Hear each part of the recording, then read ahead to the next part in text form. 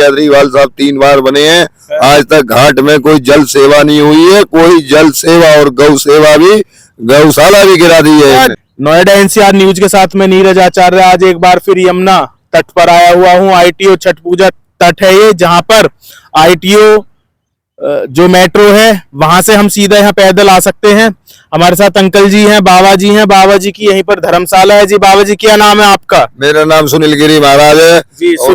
और मैं यहाँ नलका की, कोई जल की कोई सेवा नहीं है। जल तक आज तक हुआ नहीं है। केजरीवाल साहब 3 बार बने हैं, आज तक घाट में कोई जल सेवा नहीं हुई है। कोई जल सेवा और गौ सेवा भी, गौशाला भी गिरा दी है। जल्दी जल है यहाँ तो, आप कह रहे हो जल सेवा नहीं हुई, जल ही जल है। नलका कोई हैंडपंप, कोई टंकी, कोई ऐसा तो नहीं है ना।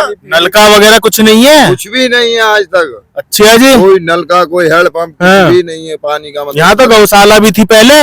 गौशाला थी केजरीवाल सरकार में, गौशाला तोड़ दी गई है। गौशाला तोड़ दी? हाँ, गौशाला तोड़ दी।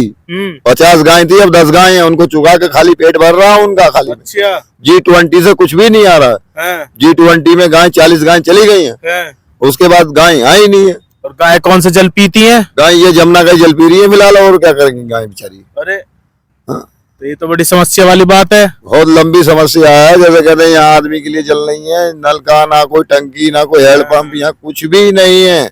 अब तो बीजेपी की सरकार है। रेखा गुप्ता जी से क्या चाहते हो? नलका लग जाए, कोई हैंडपंप लग जाए, कुछ भी लग जाए। जो लोग वहाँ घाटों में आते हैं उनकी समस्या ये, जल सेवा तो हो जाए तभी तो माना जाएगा। हाँ, जल सेवा सबसे बड़ी सेवा है।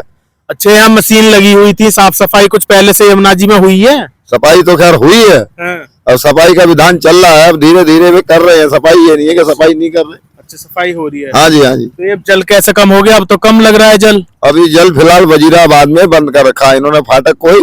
उसके बाद ये फाटक चलाएंगे, तब उसके बाद वहाँ ओरो लगेगा। सफाई का विधान चल रहा है, सफाई के विधान से हो रही है।